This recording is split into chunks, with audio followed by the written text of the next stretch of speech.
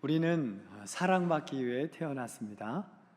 우리는 쓰임받기 위해 태어났습니다. 그러면 두 가지가 다른가? 하나입니다. 둘 다 우리의 태어남에는 목적이 있다는 것입니다. 우리 생일 축하할 때 불후의 명곡이 하나 있지요. 혹시 먼저 아십니까? 왜 태어났니? 저희 집에서는 주로 이 노래를 부르거든요. 왜 태어났니? 왜 태어났니? 이 질문을 받을 때마다, 또 누군가에게 던질 때마다 정말 우리 생의 근본적 질문을 다시 한번 우리에게 생각하게 하고 또 깨닫게 되기도 합니다. 이 노래는 참 좋은데 뒷부분이 아쉽습니다. 이 뒷부분은 별로 은혜가 안 돼요. 두 절로 이루어졌는데 하나는 별것도 아닌 게 도로 들어가라. 그 다음 또 하나 절은 죽을 텐데 왜 태어났니? 이런 가사가 되어 있는데 앞부분은 참 은혜로운 노래입니다. 왜 태어났니? 정말 우리 인생이 그렇습니다. 이 땅의 모든 사람은 목적을 갖고 이 땅에 태어났습니다. 또한 하나님은 우리 인간들을 사용하시기 위하여 창조하셨습니다. 그러니까 이 땅에 하나님의 목적 없이 하나님께서 사용하시려고 태어나지 않은 사람은 없다는 것입니다. 모두가 하나님의 목적 가운데 쓰시기 위하여, 사용하시기 위하여 우리를 지으셨다는 사실입니다. 하나님의 뜻, 하나님의 기대가 우리 가운데 있다는 거예요. 사람을 바라볼 때 우리는 그러한 시각으로 볼 수 있어야 합니다. 저분을 향한 하나님의 뜻이 무엇일까? 저 자녀를 향한 하나님의 기대가 무엇일까? 그 하나님의 뜻이 무엇일까를 생각하며 바라볼 때 우리는 창조주 하나님의 시각으로 이 세상과 생명을 바라보게 되는 것입니다. 하나님은 한 사람 한 사람을 특별한 목적을 가지고 창조하셨습니다. 만약에 똑같은 목적을 가지고 창조하셨다면 우리가 어떻게 되었을까요? 똑같이 생겼을 겁니다. 부모님 닮은 붕어빵 자녀, 그 붕어빵을 닮은 또 잉어빵 자녀, 이렇게 우리가 다 지어졌을 텐데, 앞도 옆도 뒤도 다 똑같았을 텐데 이 세상엔 아무도 우리와 똑같은 사람이 없습니다. 70억의 모든 인구를 하나님은 한 생명 한 생명의 목적을 가지고 그 고유한 목적을 이루시기 위하여, 그를 사용하시기 위하여 우리를 지으셨고 부르셨고 보내셨습니다. 이러한 하나님의 창조의 질서를 늘 인정하고 그러한 목적에 맞는 인생을 끝까지 살아내시는 우리 모든 성도들 되시기를 주님의 이름으로 축원합니다. 하나님은 그 목적을 이루기 위하여 우리에게 주시는 것이 있습니다. 그게 바로 은사입니다. 그게 바로 재능입니다. 그 뜻을 이루기 위하여 우리에게 시간을 주십니다. 그 기대를 이루시기 위하여 건강을 허락하십니다. 하나님의 뜻을 반드시 이루시기 위하여 필요한 물질을 여러분에게 주신 것입니다. 우리가 받은 모든 것, 이것은 바로 하나님의 목적과 연관이 있는 것입니다. 이 연관을 지을 수 있는가가 신앙입니다. 나의 모든 것이 그 하나님의 목적과 연관이 있다는 것을 알 때 우리는 목적지향적인 삶을 이 땅에서 살아가게 되는 것입니다. 나의 욕심이 아니라, 나의 야망이 아니라, 내 뜻이 아니라 하나님의 목적을 이루기 위하여 살아가는 사람이 되면, 그러면 그 사람에게 하나님은 누구나를 막론하고 각양 좋은 은사와 축복을, 진정으로 형통한 길을 우리에게 열어주십니다. 나 자신을 주를 위하여 쓰겠다는 그 마음을 품고 살아가게 되면 당연히 하나님의 은혜와 모든 것이 우리에게 주어지는 것입니다. 여러분, 주님이 사용하시면 풀립니다. 한번 따라 하시겠습니다. 주님이 사용하시면 풀린다. 그때야 풀리는 거예요. 내가 풀려고 풀리는 게 아닙니다. 주님께서 우리의 그것을 사용하시면 그때 우리의 막힌 것, 우리의 꼬여있는 것, 우리의 묻혀있는 것, 우리의 망한 것들이 하나하나 풀려갑니다. 이것이 우리 인생의 신비입니다. 그렇다면 하나님은 어떠한 사람을 사용하실까요? 오늘 본문은 우리에게 하나님은 누구를 사용하시는지를 분명히 가르쳐 줍니다. 오늘 본문 20절의 말씀 같이 읽습니다. 큰 집에는 금그릇과 은그릇뿐 아니라 나무그릇과 질그릇도 있어 귀하게 쓰는 것도 있고 천하게 쓰는 것도 있나니. 사람들은 금그릇을 좋아합니다. 어떤 이는 은그릇을 좋아합니다. 여러분, 제가 좋아하는 그릇은 뭐게요? 놋그릇입니다. 지금까지 놋그릇에 올려진 음식을 제가 남겨본 적이 없습니다. 그 그릇 안에 있으면 제가 끝까지 해결을 합니다. 사람마다 다 다를 것입니다. 그런데 하나님은 대체 어떤 그릇을 좋아하실까요? 1번 금그릇, 그 다음부터 우리 같이 합니다. 2번 은그릇, 3번 나무그릇, 4번 질그릇. 몇 번? 다 틀렸어. 정답은 1, 2, 3, 4번 모두입니다. 하나님은 모든 그릇을 사용하십니다. 어떤 구별도 없습니다. 그분의 목적과 뜻을 위하여 원하시는 그릇을 사용하시는 것입니다. 우리 인간과 하나님의 차이입니다. 우리는 그 그릇이 얼마나 크냐, 얼마나 화려하냐, 얼마나 보기에 좋은가, 얼마나 빛이 나는가로 판단하지만 하나님께 그것은 아무 의미가 없는 거예요. 모든 그릇을 하나님이 쓰시는 겁니다. 어떤 그릇도 쓰시는 겁니다. 우리가 큰가가 중요한 게 아닙니다. 쓰시는 분이 큰가가 중요해요. 그러면 큰 게 되는 거예요. 우리가 얼마나 화려한가, 여러분, 그게 중요한 게 아니라 이것을 쓰시는 분이 얼마나 귀한 분인가, 이것이 중요한 거예요. 하나님은 금그릇, 은그릇, 나무그릇, 질그릇, 기타 그릇을 모두 사용하십니다. 내 자신이 금그릇과 같지 않다고 하여 나는 은그릇도 되지 못하는 존재구나 하여 실망하거나 낙심할 이유가 없다는 거예요. 모든 그릇을 쓰시기 때문에. 때론 성경에 보면 다윗, 아브라함, 바울, 이러한 분들을 보면 정말 너무나 귀한 금그릇과 같은 존재라고 우리는 생각합니다. 맞습니다. 참으로 귀한 분들입니다. 그런데 우리 하나님은 그러한 분들만 쓰신 것이 결코 아니라는 것입니다. 가난한 이들, 세상적으로 볼 때 볼품없는 이들, 쓸 짝이 없어 보이는 이들, 세상이 조롱하고 저게 뭐냐고, 저 사람이 뭐 하겠냐고 하는 이들, 그러한 사람들을 불러다가 하나님 나라를 이루시고 하나님 복음 증거의 일꾼으로 그들을 사용하셨습니다. 예수님의 제자 중에 그렇게 금그릇 같은 존재가 얼마나 있습니까? 하나님의 쓰신 분 중에 그렇게 화려한 사람들이 많지는 않는 것입니다. 우리 사람은 언제나 외모를 중시해야 합니다. 그런데 하나님은 우리의 중심을 보십니다. 우리 인간은 언제나 겉을 봅니다. 그런데 하나님은 뭘 보십니까? 속을 봅니다. 저는 그래서 배추김치를 볼 때도 속을 봅니다. 겉도 화려해서 중요하지만 속이 알차야 되거든요. 사람을 볼 때도 마찬가지입니다. 겉이 화려한가가 아니라 정말 속이 찬 사람인가, 성숙한 사람인가를 보는 것입니다. 우리 하나님은 변치 않으십니다. 언제나 하나님은 사람을 외모나 겉이 아니라 중심으로 속으로 판단하신다는 것, 이것을 우리가 기억하며 살아야 합니다. 그렇다면 하나님의 보시는 그 중심이란 무엇을 말할까요?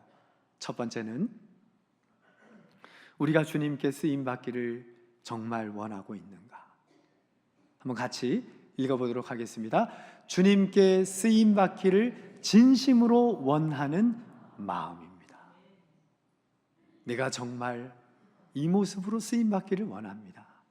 하나님은 그 마음이 있는가? 그 사모함이 있는가? 그 하나님을 향한 열정이 있는가? 하나님은 그것을 보신다는 거예요. 겉이 아닌 우리의 중심, 우리의 속을 하나님은 보십니다. 여러분, 우리 사람도 그렇습니다. 가장 비호감이 어떤 사람입니까 하면 여러분들 뭐라고 대답하십니까? 보통 우리는 인색한 사람을 제일 비호감으로 생각합니다. 보통 그렇습니다. 인색한 사람 보면 별로 정이 안 갑니다. 뭐 저렇게까지 빡빡하게 사나? 왜 자기만 생각하나? 왜 섬기지 않나? 실은 그런 시각으로 바라봅니다. 그런데 우리 하나님은 인색한 사람은 결코 쓰지를 않으십니다.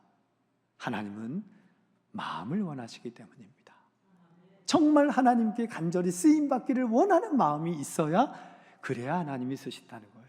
금이 아니라 은이 아니라 그 마음이 있어야 하나님은 그 사람을 사용하신다. 우리 인간에게는 모두 원죄가 있습니다. 원죄는 우리 죄의 뿌리라고 얘기하지요. 그 뿌리로 가보면 거기에는 욕심이 있어요.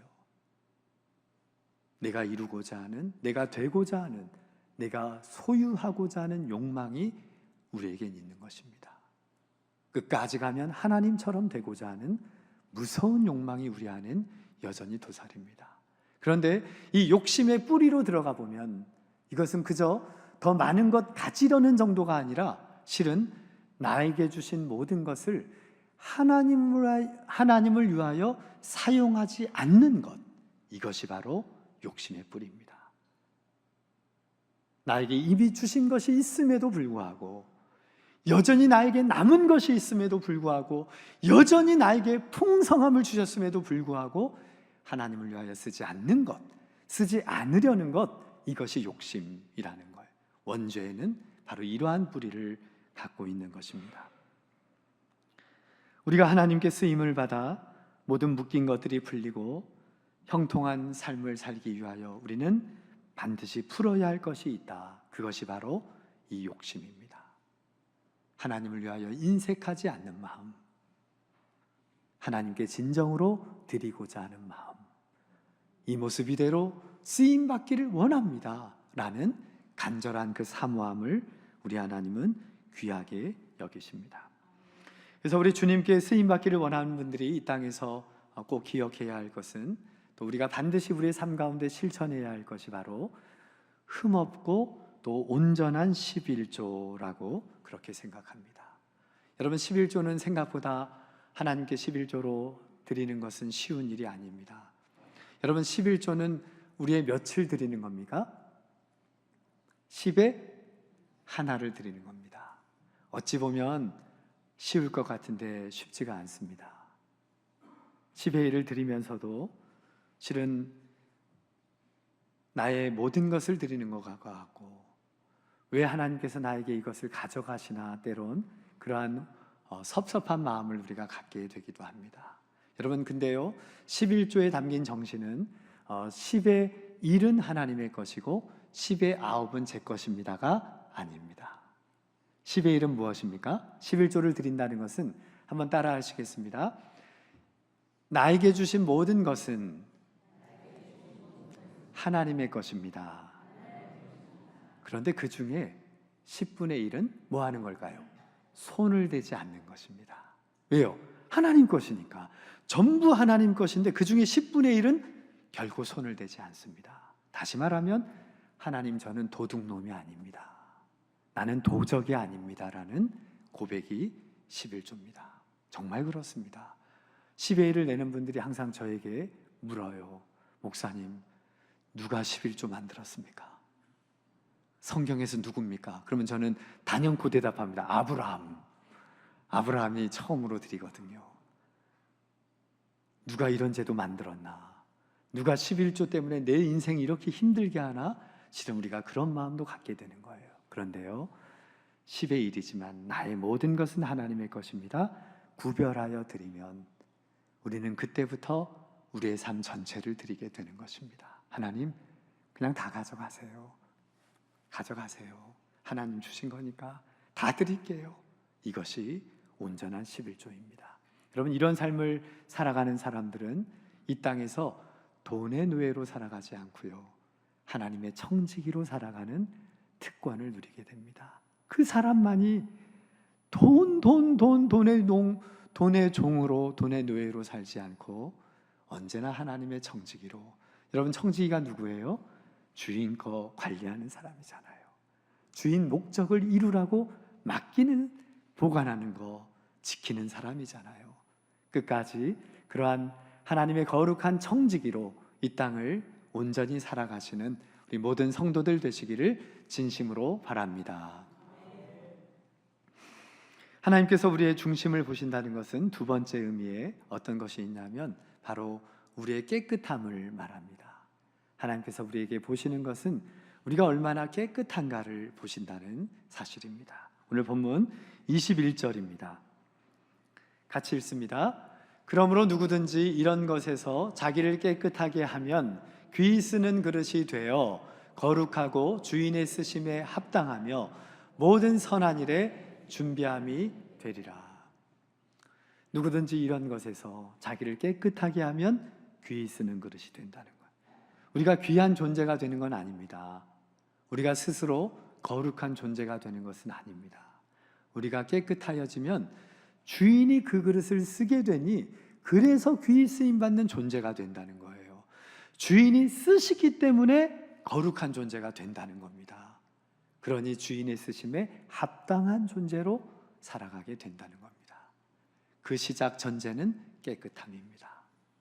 여러분, 우리도 그렇지 않습니까? 요즘 제가 집에서 살림을 좀 더 많이 하는 편입니다.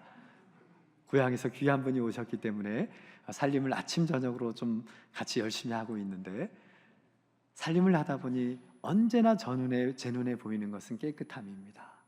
그릇이 준비가 되어 있지 않으면, 정결하지 않으면 어떤 그릇도 우리는 사용하지 않습니다. 그 그릇이 비워져 있을 뿐만 아니라 깨끗해야만 우리는 그 그릇을 사용하는 것입니다. 우리 하나님도 바로 이와 같으십니다. 그런데 우리가 살고 있는 이 세상은 결코 만만치가 않습니다. 여러분, 오늘 이 시대 사탄이 우리를 공격하는 것은 다름이 아닙니다. 사탄이 우리를 무너지게 하고 우리가 망하게 하는 치명적인 무기와 전략은 바로 우리를 더럽게 하는 거예요. 우리의 무엇을 뺏어가는 게 아닙니다. 그 이미 있는 것을 통해 더럽게 하는 것, 이것이 바로 사탄의 전략인 것입니다. 우리가 살아가고 있는 세상은 이제 아예 죄가 일상이 되어버린 세상이 되었습니다. 죄가 그냥 만연한 세상이 된 것입니다. 죄를 짓지 않고는 살아갈 수 없는 세상이라고 여겨질 정도로 우리가 사는 세상이 그렇게 변하게 된 것입니다. 깨끗하면 사람들이 바보 멍청이구나, 그렇게 살아서 어떻게 이 세상 살려 그래, 믿어도 요즘엔 다 똑같아, 죄지요, 그렇게 우리를 유혹하고 우리를 시험합니다. 죄를 안 짓고는 살 수 없는 세상, 웬만한 죄는 죄로 여겨지지 않는 세상이 바로 오늘 이 시대, 우리 자녀들이 살고 있는 시대라는 것입니다. 시대에 따라 죄의 문화는 조금씩 바뀌었습니다. 이전에 우리 많이 가난했지요. 옛날 우리 어르신들 지내던 그 시대에는 모든 죄가 대부분 가난과 연결이 된 거예요. 가난 때문에 거짓말했고, 가난 때문에 사기를 쳤고, 가난 때문에 남의 돈 떼어 먹었고, 가난 때문에 등쳐먹고, 그러면서 살았던 게 우리 시대입니다. 그런데요, 오늘 우리가 살고 있는 시대는 그렇지 않습니다. 이제 더 이상 가난 때문에 이루어지는 죄는 그렇게 흔하거나 만연하진 않는 것입니다. 제가 대학생 때 돌아보니 비행기를 탔는데 그때만 해도 짐을 찾고 나오는 길에 항상 문을 지키는 분이 한 분 계셨습니다. 혹시 그분이 누군지 아십니까? 수화물표 검사하는 분이었습니다. 이분을 피해갈 수가 없습니다. 왜요? 그러면 공항에서 못 나옵니다. 제가 93년도에 서울에 처음으로 대학생이 되어서 올라왔어요.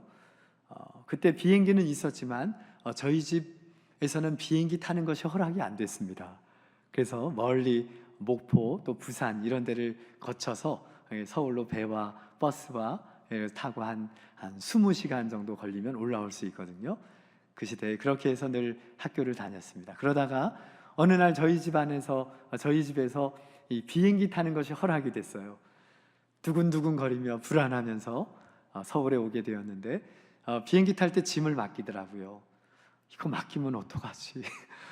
없어지면 어떡하지? 걱정하면서 맡기고, 서울에 비행기가 딱 떨어져서 재빠르게 이 화물 벨트에 가서 제일 먼저 앞에 서게 되었습니다. 내 집 찾아야 되는데 없어지면 어떡할까 불안하면서 그렇게 딱 짐을 만나게 되었어요. 그때 감격은 거의 이렇게 떠난 영혼이 돌아온 것을 맞이하는 그런 기쁨이었습니다. 그런데 이제는 누구도 검사를 하지 않아요. 공항 어떤 곳에서도 수화물표를 검사하지 않습니다. 왜? 우리가 이제 좀 넉넉해졌기 때문입니다. 그런 죄는 잘 짓지 않기 때문에 그렇습니다. 여러분, 오늘 이 시대 우리야 살아가는 이 세상에 어떠한 죄의 문화가 팽배해 있는 줄 아십니까? 결국 사람이 부하게 되면 모든 죄는 성적인 문제로 연결되는 것입니다. 오늘 이 사회의 죄는 거의 대부분이 다 성과 관련된 것입니다. 하나님의 말씀인 성경은 우리에게 분명히 기준을 말합니다. 성은 합법적으로 결혼을 한 부부에게만 허용되는 것이다 라고 분명히 우리에게 설명합니다. 그런데 우리가 살아가는 세상은 그 성을 사랑의 감정을 느끼는 모든 이들에게 그냥 마음껏 열 수 있도록, 그게 당연하게, 심지어 오늘날 우리 부모님들조차도 우리 자녀들에게 이것을 가르칩니다. 그래야 안전하다, 그래야 나중에 고생하지 않는다, 잘못된 의식과 생각으로 우리 자녀들을 양육하고 있습니다. 물론 세상의 코드와 문화가 변하였기 때문입니다. 우리도 그를 따라가고 있기 때문입니다. 여러분, 우리나라의 이혼율은 세계 몇 위쯤 될까요? 100위 안에 들까요? 이혼율? 놀랍게도 세계 1등입니다. 여러분, 이것은 우리의 이러한 죄와 무관한 것이 아닙니다. 가난하고 어려울 때 사탄은 돈과 정직의 문제를 가지고 우리를 공격했다면, 오늘 이 시대 사탄은 바로 성의 문제를 가지고 우리를 공격하는 것입니다. 여러분, 우리가 하나님께 쓰임받기 위하여 무엇보다도 정말 깨끗하게, 정말 나의 순결을 지키며 늘 깨어서 이 부분을 신경을 쓰며 살아가지 않으면 한순간에 우리는 다 무너지는 것입니다. 하나님은 깨끗한 그릇을 귀히 여기시고 사용하십니다. 그런데 우리들의 문제는 죄 없는 사람이 없다는 것입니다. 누구도 깨끗하지 못하다는데 그 문제가 있습니다. 성경은 아예 말합니다. 의인이 없는데 하나도 없구나. 이 땅 가운데 의인이 하나도 없다는, 우리 모두는 그러한 존재입니다. 그런데 우리 하나님은 우리를 쓰시기 위하여 그 우리를 깨끗하게 하여 주십니다. 여러분, 깨끗한 것은 우리로부터 시작되는 게 아닙니다. 우리의 선함이 아니고요, 우리의 공적이 아니고요, 우리의 의의가 아닙니다. 이것은 하나님으로부터 우리에게 주어지는 선물이에요. 우리를 깨끗하게 하시는 것입니다. 우리의 죄를 씻기 위하여 그 지불하신 대가는 어마어마합니다. 예수님께서 십자가에 달려 피 흘리시고 고난당하시고 죽으셨기에 가능한 일입니다. 그래서 깨끗하여진 존재임을 기억하시고, 나로부터 시작된 깨끗함이 아닌 오직 예수 그리스도의 피공로로 날마다 깨끗하고 거룩한 삶으로 나아가시는 우리 성도들 되시기를 바랍니다. 우리가 그렇게 주님께 쓰임 받으려면 죄에 대하여 날마다 싸워야만 합니다. 하나님께서 크게 쓰신 분들은 공통점이 있습니다. 죄 없는 사람들이 아닙니다. 깨끗한 사람들이 아닙니다. 그들의 공통점은 죄에 대하여 민감한 사람들입니다. 죄에 대하여 예민했다는 것입니다.